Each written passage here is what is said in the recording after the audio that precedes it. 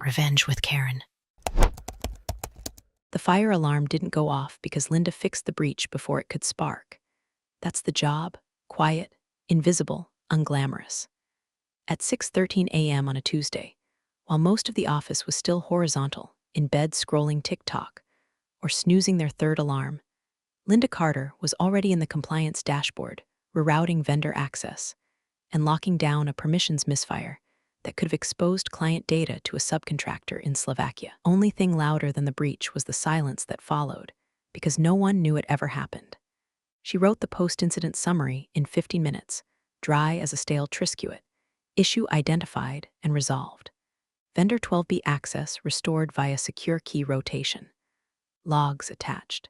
She attached a full risk chain analysis, labeled the packet resolved, and forwarded it to Stratwell Systems' new COO, former consulting wonderkind named Drew with teeth too white and metaphors that all involved war or chess. He didn't open the file, didn't reply, just moved on to the next meeting where he used phrases like streamline headcount and optimize vertical ownership while sipping alkaline water like it held secrets. Linda didn't flinch. She was used to this. 5 years of putting out fires before they started. 5 years of being the name in size 9 font at the bottom of the quarterly board notes under risk oversight. She didn't want applause. But a thanks, Linda once in a while wouldn't hurt. Instead, the COO dropped by her team's weekly sync just to announce he was cutting their conference budget. Zoom works fine, he said, before wandering off to expense a steak dinner with a guy he called an ideas guy. Still, Linda stayed late that night, checking the SOC2 compliance protocols, updating the external vendor access logs, adjusting the amendment clauses on their master services agreements. If that sounds like gibberish, that's kind of the point. Linda understood every inch of it, and it mattered. Now, before we go deeper, quick favor. If you're listening and think, damn, this is exactly the kind of quiet office chaos I live through every week, hit that like button and toss us a follow. No pressure. 95% of folks forget to subscribe, and trust me, it helps the team keep digging up these stories. All right, back to the slow burn fire. Linda didn't dress flashy. Her cubicle was a shrine to efficiency. Dual monitors, a don't talk to me until I've audited something mug, and a ficus that thrived under fluorescent light like a mutant. Her team loved her, quietly. They called her the firewall in heels behind her back. She found hilarious since she usually wore orthopedic flats and compression socks. But to the execs, she was just a line item. The compliance department, bureaucratic overhead, non-revenue generating, that phrase was the kiss of death. Still, she stayed in her lane, until the whispers started. Stratwell was prepping for something. People were dressing nicer. The finance team was pulling longer hours. There were NDA lockboxes in the printer room. Rumors of a merger with a firm out of Chicago started swirling. Linda wasn't in those meetings. Compliance rarely is. But her email volume doubled overnight with quick reviews and last looks for updated contracts. That's when she noticed it. A vendor clause, tucked deep in the new MSA draft, had been stripped of a line she had personally added last quarter, required the signature of the named compliance officer on any merger or acquisition document that involved data handoffs. Legal hadn't flagged it. Maybe they thought it was redundant. But to Linda, it was the one thing protecting them from signing off on a deal while blindfolded. She rewrote it, reinserted it, quietly pushed it back through. Did she mention it to anyone? No, she knew better. She saved a copy, flagged it in her system, logged the change, and herself an encrypted backup, because if Stratwell was going to pretend compliance didn't matter, she sure as hell wasn't going to be their scapegoat when it all went sideways. The COO never thanked her, never noticed. That was okay. She had a strange feeling he'd notice soon enough. The smirk on Drew's face was the kind of thing you'd only find on a man who thought he'd just outsmarted gravity. Compliance, he said, circling the word on the whiteboard like it owed him money, is a cost center.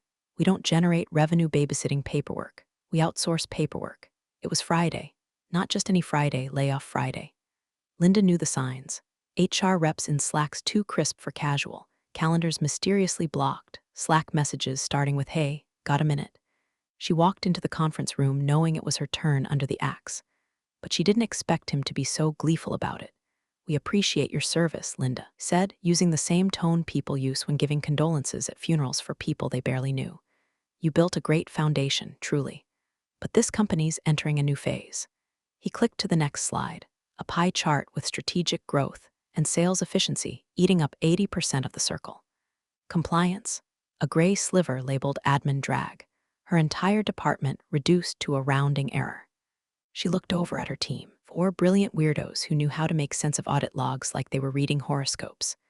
Amelia, who color-coded risk tiers like a religious ritual. Jordan, who once found a $12 million licensing loophole on page 197 of a boilerplate contract. Gone, all gone, not with shouts, not with drama, just erased. We're confident the third-party firm in Mumbai can handle most of the heavy lifting, Drew said. He was talking about dry cleaning instead of regulatory compliance for a company handling sensitive client data across 3 jurisdictions. Linda nodded, once. No questions, no pleas, no box of desk things held dramatically to her chest. Just quiet composure, the kind that unsettles people used to noise. Her final act? She sat back down at her desk, ignored the email from IT saying her access would be revoked in 20 minutes, typed exactly what she needed to. She pulled the flagged MSA versions, the audit trail logs, the encryption keys, everything she'd touched in the last 18 months. She compressed them into an encrypted archive, labeled it Legacy Risk Archive LC, and sent it to her personal Proton mail. Legally, she wasn't taking anything proprietary. These were her notes, her flagged clauses, her red-line commentary. No client data, no passwords, just her brain, file form. Then she opened her compliance system access one last time. On the screen was a simple, blinking field labeled Successor Officer, Pending. She didn't touch it, didn't fill it out. Just left a small sticky note on her keyboard with a single sentence. Remember to confirm your named officer before transaction close. No one would read it, at least not yet. Downstairs, the woman from HR handed her a beige envelope with the usual COBRA instructions. Final paycheck, resources for your next steps. Linda stuffed it into her bag without a glance. She already knew her next step. In the elevator, she passed Drew. He gave her a finger gun and a wink. Go enjoy your weekend, Linda, he said like he hadn't just cut her off from a career she'd built with every damn ounce of her sleep-deprived 40s. She smiled. You too, Drew. Hope the weekend doesn't come with subpoenas. He laughed like it was a joke. She didn't. Outside was gray, not raining, not clear, just gray, the kind of weather that feels like a pause button. Linda walked to her car, turned on the ignition, and didn't pull out of the parking lot for a full 20 minutes. She wasn't crying. She was listening to the silence. It was the first time in years she wasn't responsible for every fire alarm in the building. She should have felt small, defeated. Instead, she felt surgical. Clean, like the last scalpel stroke before the patient bleeds. Because while the execs toasted their leaner future, they didn't realize the merger Drew was slobbering over relied on one clause, a clause she'd embedded 6 weeks ago, buried in a file no one knew how to read, tied to one name. And that name had just walked out the front door. The badge clinked like a funeral bell when Linda laid it on the desk. Thin plastic rectangle. Stratwell Systems. Employee #20713. No tears. No thank you card. No cheap sheet cake in the break room with best wishes scrawled in pink frosting that tasted like regret. Just a quiet click of the ID lanyard coil recoiling like a snake as she let it go. The HR room smelled like dust and lavender hand sanitizer. The intern assigned to her exit looked about 12. Her name was Bree. She had a purple pen and a nervous smile. Linda sat across from her, arms folded, posture military straight. So, you've been with the company 5 years, correct? Bree asked, squinting at the printed packet like it was an ancient scroll. Correct. Okay, cool. Just a couple of standard questions. Did you feel supported in your role? No. Pause. Bree looked up. Do you want to elaborate? No. She scribbled something. Probably a smiley face with a frown next to it. All right, what was your job title again? Was it like auditor or something with systems? Linda's eyebrow lifted like a garage door. I was the named compliance officer. Oh, okay, that sounds important. Linda just stared, no nod, no confirmation, just you're not the enemy, but you're a symptom. Bree flipped to the last page. All right, last thing, IT says your system access will be sunset by end of day, so we'll just take your badge and then you're all set. All set, Linda repeated softly, as if confirming a kill. She stood, turned to go, then paused at the door. Reached into her bag, pulled out one sheet of paper, folded 3 times, no signature, and slid it across the desk like a blackjack dealer. What's this? Bree asked. Reminder, Linda said, for whoever replaces me. In a courier font at the center of the page, 5 words, confirm successor officer before merger. That was it. No letterhead, no threat, just a ticking clock disguised as a helpful post-it. She walked out without looking back. No farewell Slack message. No LinkedIn status about exciting new chapters. No whispers in the break room. She didn't need to flip a table to make an impact. She just needed gravity to do what it always does, pull everything down the moment one critical screw goes missing. Linda's name was still listed on 3 systems they hadn't bothered to update. Compliance keys were still embedded in their authentication protocol. Her digital signature still authenticated key vendor chains. In short, Stratwell wasn't compliant without her, but no one noticed, because Drew was busy sucking up to the Chicago buyers, and HR thought a named officer was probably a guy from payroll. The building had holes, and Linda had been the sealant no one ever thanked. At home, she didn't rage. She fed her cat, did a load of laundry, opened her encrypted archive to triple-check every file. Not paranoid, just thorough. She read the clause again, the one she'd quietly slid into the master services agreement the week she saw the merger decks circulate. Simple language, no fluff. Any data transaction, audit certification, or ownership transfer requires co-signature from the current active compliance officer of record. Then the kicker: failure to confirm succession shall pause transactional validity pending third-party legal review. In other words, no compliance officer, no merger. The beauty of it? They'd agreed to it, signed it, archived it, forgot about it. Linda didn't need to sabotage anything. She just had to walk away with her name still on the dotted line and no one left behind to scratch it out. The system would do the rest. And when it did, the Chicago buyers' legal team did what legal teams always do and combed through every line of every contract with the curiosity of a raccoon on espresso. They'd hit that clause. They'd ask a question. And no one at Stratwell would have an answer. Linda didn't slam doors on the way out. She just made sure the locks still had her name engraved in them. The first tremor came in a quick follow-up email from the buyer's associate counsel, a woman named Sam, with a resume that read like a legal thriller and a signature line that included SIP/US, JD, MBA. She asked for updated vendor logs, active compliance personnel lists, and casually, like she was ordering lunch, an updated organizational chart, including the current compliance officer of record. The Stratwell finance team forwarded it to HR. HR forwarded it to legal. Legal kicked it upstairs to Drew, who forwarded it to someone PLS handle. And that, ladies and gentlemen, was how the countdown began. Inside Stratwell, the vibe was champagne before the finish line. Execs were strutting around like Powerball winners, talking in percentages and golden parachutes. Drew held impromptu synergy huddles and kept saying things like we're days away from closing, as if sheer optimism could sign documents.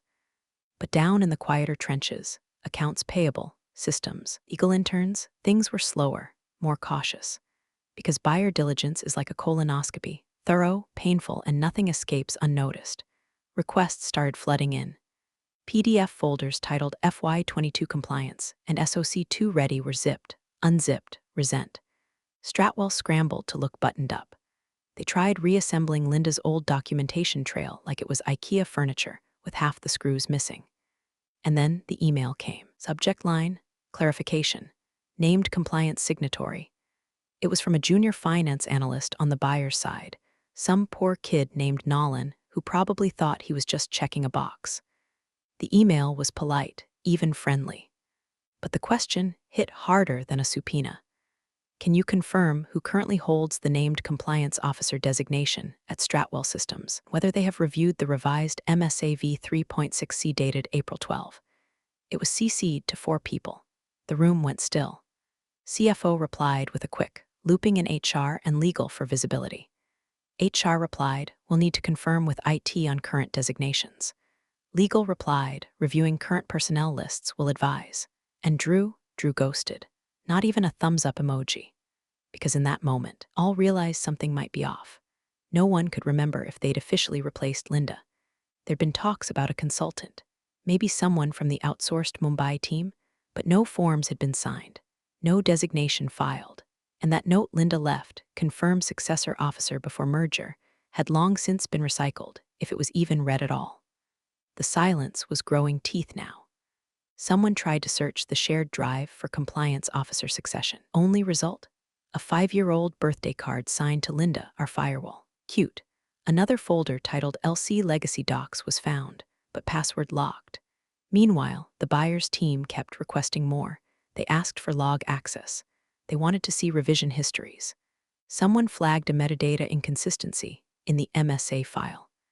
And then Nolan followed up with, just checking again on the signatory confirmation. You anticipate any delays on the compliance side before sign-off. This time, he CC'd a partner. At Linda's old desk, now occupied by a marketing contractor who thought compliance was a dress code, the monitors were blank.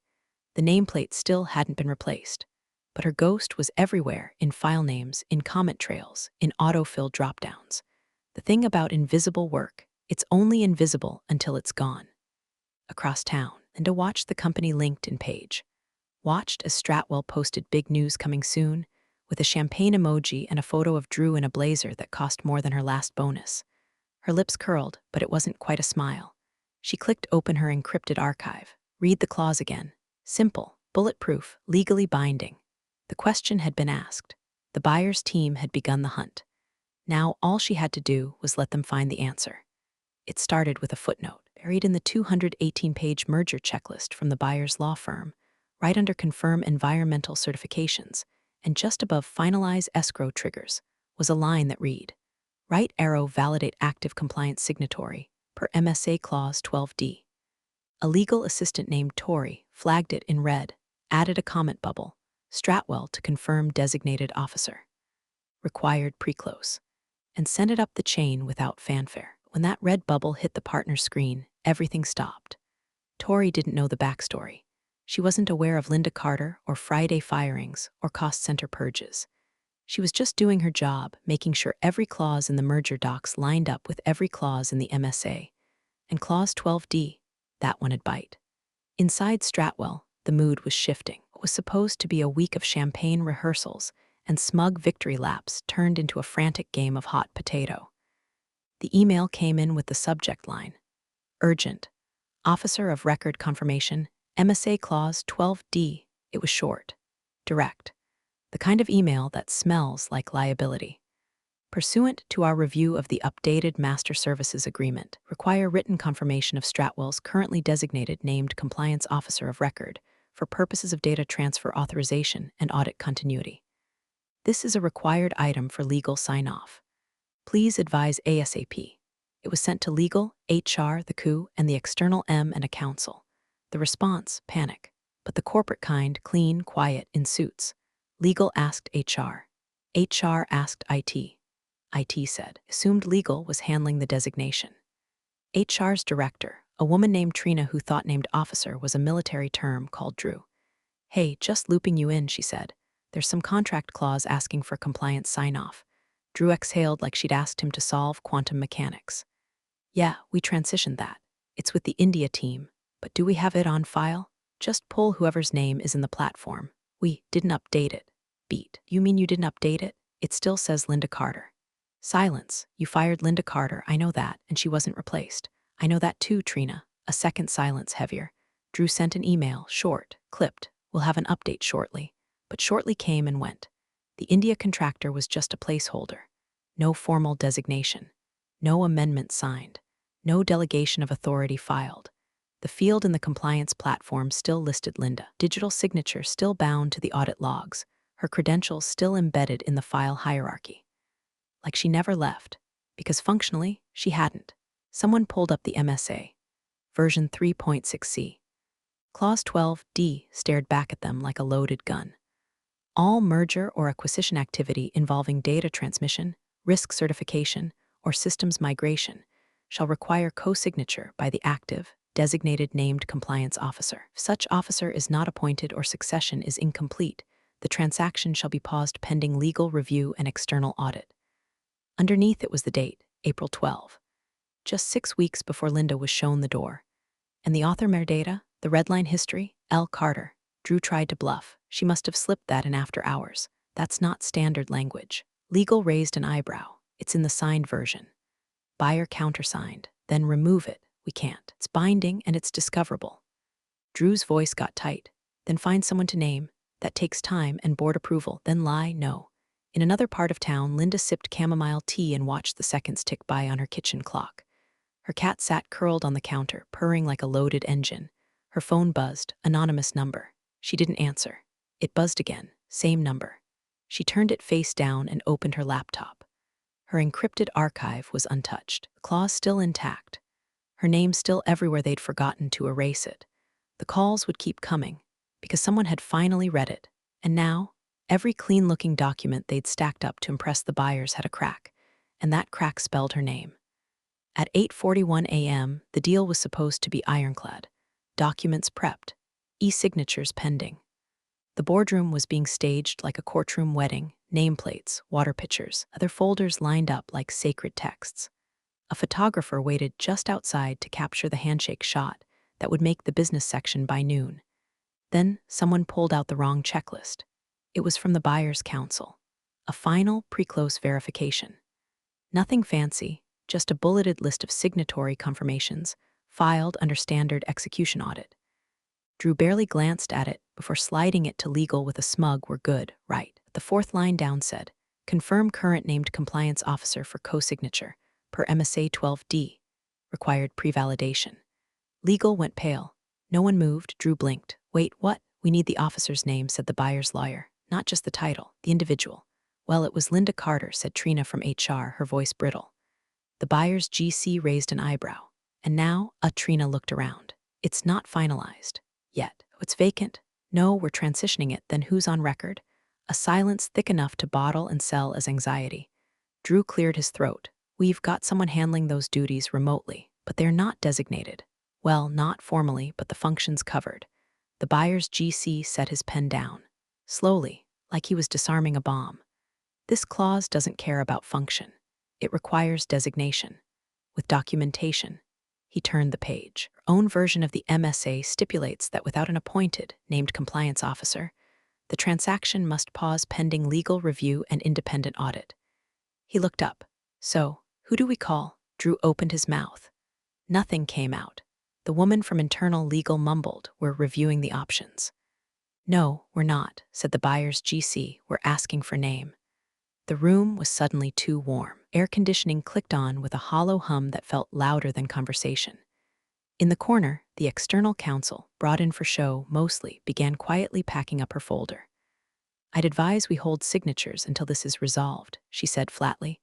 "You don't want to record a breach in the opening week." Drew laughed nervously. "Look, this is a formality. It's not," the GC cut in. "It's a fail-safe." Across town, Linda sat at her window, watching the neighborhood dogwalker attempt to corral a corgi that had decided the middle of the sidewalk was now sacred ground. Her tea had gone cold. She didn't mind. The second buzz from her phone had come and gone. This time, they left a voicemail. She didn't listen to it, not yet. Back in the boardroom, Drew was sweating. "We're naming a replacement now. You'll have it in writing within the hour." The GC shook his head. "Won't work. Why not? Clause 12D requires an active officer to co-sign prior to execution. Not post.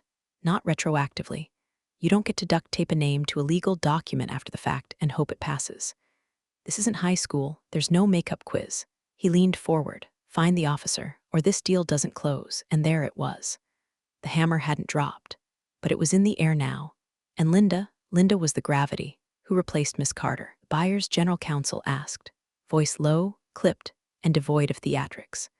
Not a rhetorical question. Not a trap.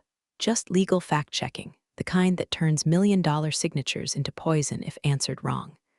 Stratwell's table fell silent. Trina from HR looked like she was trying to remember where her mouth was. The CFO, Russell, a man who once said compliance was like digital janitorial work, flipped through the printed board packets with a kind of frantic politeness, like the officer's name might be stuck between the catering invoice and the post-merger PR draft. "Well," he started, "we had plans to outsource the role, but we hadn't formalized the transition." "No designation letter? No. No onboarding doc, internal memo, security credentials issued?" A long pause. "No," Russell admitted, his voice paper-thin. The buyer's GC nodded once. "So, just to be absolutely clear on the record, there is no current named compliance officer of record at Stratwell Systems?" No one answered. The GC glanced at his associate, who typed something into the deal tracking sheet and highlighted a cell in red. Then, from somewhere down the table, soft as a confession, someone muttered, "We never updated the systems." The words floated like smoke. A senior analyst from IT, called in last minute as technical support, added, "Linda Carter's credentials are still active in our system. Her digital signature is still embedded in the master log archive and tied to our vendor compliance platform. We never revoked it." The buyer's GC turned the page on his binder and read the clause aloud, slow and methodical. All merger activity involving regulatory certification or data system migration requires co-signature of the active named compliance officer. In the event of vacancy, transitional documentation must be filed and signed prior to execution. He looked up. There is no co-signature. There is no filed transition. He paused. Therefore, there is no deal. It hit like a car crash in a library. The photographer waiting outside was quietly told to leave. The intern manning the deal closed. Email draft deleted it without saving. Russell leaned back in his chair, eyes on the ceiling like he was waiting for divine intervention. Trina's pen slipped from her fingers. Drew's jaw clenched so hard you could hear his teeth grind. And Linda was at her kitchen table, folding laundry. A voicemail sat on her phone, unopened. She didn't rush to play it. She already knew the shape of its contents. They'd stepped over her, wiped her name off the org chart like it was chalk. But the systems didn't forget. The contracts didn't forget. And now, neither did the buyers. Most deafening thing in that boardroom wasn't a slammed fist or a shouted curse. It was her absence. It was a single name, Linda Carter, hanging over the deal like a law they didn't know they'd broken. And no one, not the CFO, not Drew, not HR, could fix it with an apology or a revised draft. They had already signed on a foundation that no longer existed. And it was cracking. 9:00 a.m. sharp. The conference room had been polished into theater. Mahogany gleamed. Pens were aligned like surgical tools. A breakfast spread sat untouched in the corner, croissants no one would eat, coffee going cold in porcelain cups, a fruit tray already beginning to sweat under the lights. The CEO sat at the head of the table, one hand clasped over the other like he was posing for Forbes. Drew stood near the window, arms folded, trying to look relaxed. The board flanked them, fresh haircuts, tight smiles, waiting for the gavel drop moment, the official sign-off on a $190 million merger that would secure their names in whatever Wall Street footnote Stratwell could earn. Then the buyer's general counsel stood. Black suit, no notes. Just the MSA in one hand, a highlighter cap clenched between two fingers like a blade. He cleared his throat. In accordance with Clause 12D, he began slowly, "We are unable to proceed." Silence. No one blinked. He turned the page. Without an active officer of record, named, designated, and currently employed, all merger terms are automatically paused pending external audit and legal review. He shut the binder with a single, precise motion. Across the table, Trina from HR inhaled sharply, too fast. She choked once, caught it, tried to recover. Russell closed his eyes, didn't open them again. Drew, his face drained like a man staring at his own name in a lawsuit headline. And the woman who'd fired Linda, the same one who said, with that condescending lip twitch, "Thanks for your service, Linda. But compliance just isn't strategic right now," tightened her grip on her cup and whispered, "Wait." But this was all signed, this was done. The GC didn't even look at her. He turned instead to the CEO. "Your team failed to replace a critical officer required by your own contract. You filed no transition letter. You submitted no designation. And your systems still list Miss Carter as active. I'm sure we can," the CEO began. "No, you can't." He gestured to his associate, who silently packed up the signature folders. "We'll resume due diligence pending confirmation of compliance protocol, successor designation, legal review of all data transfer activity conducted post-termination of the officer of record." And then, thud. The ceramic coffee cup slipped from the VP's hand, hit the table's edge, and cracked. Coffee splashed across her binder, dripping onto the floor. No one moved to clean it up. The buyer's GC barely blinked. "This isn't personal," he said quietly. "It's structural." Outside the boardroom, the photographer packed up her tripod. No pictures, no applause, just a meeting that never happened. Somewhere in the HR Slack channel, a confused intern typed, "Do we still send the cake?" and got no reply. And across the city, Linda Carter sat at a small metal cafe table outside a corner bakery. It was sunny, crisp. Her coffee was hot.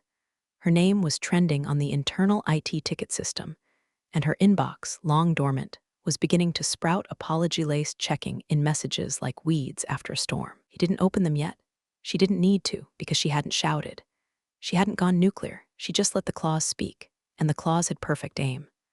The call came just after noon, unknown number, Chicago area code. Linda let it ring twice, just enough to let the moment breathe, then answered like she'd been expecting it all week. Carter, a brief pause. Then, Miss Carter, this is Samantha Cho, General Counsel for Avalon Partners. I believe you're aware of the situation. I saw, Linda replied, calm, even stirring her tea. We'd like to speak about reinstatement. Another pause, longer this time. Under new terms, Samantha clarified quickly. That got a smile out of Linda. She didn't need to ask what those terms were. The merger was frozen in amber until she touched it. They didn't need her permission. They needed her signature. Her name wasn't leverage, it was oxygen. By 2:17 p.m., it was on a video call with Avalon's executive committee. Not Stratwell, not Drew, not HR, the buyers. By 3:40 p.m., a digital offer letter was in her inbox. Title, Chief Risk Integration Officer. Reporting to Avalon Board of Directors. Salary, tripled. Conditions, full operational autonomy. Bypass of Stratwell executive structure. Strategic authority on compliance systems across the merged entity. She accepted without counter. Terms were already perfect. At 4:12 p.m., Stratwell's COO Drew was officially transitioned into an advisory role. The press release used words like grateful and visionary. Internally, his access was revoked before he could finish reading it. Trina from HR announced an extended wellness sabbatical effective immediately. The woman who fired Linda vanished from the org chart before sunset. And Linda, she walked into the building the next morning, not through the employee entrance, but through the executive wing. No one greeted her, not because they didn't see her, but because they didn't know what to say. She passed her old office. It was empty now, just a ghost shell. Her new office had two things: a standing desk with 3 monitors and a fresh, piping hot cup of black coffee already waiting. She sat, unbothered, logged in, drafted her first internal memo. It was short, unapologetic. Compliance is not a cost center. It's the firewall between you and collapse. She hit send, and that was it. No grand speech. No press release with her name in lights. But from that day forward, every exec in the building triple-checked the compliance log before they opened their mouths. Because the woman they erased had become the claws that erased them. And now she was the firewall, with teeth. You're the real stars of the corporate jungle. Thanks for watching. Hit subscribe, or I'll flick the switch on your old cubicle memories.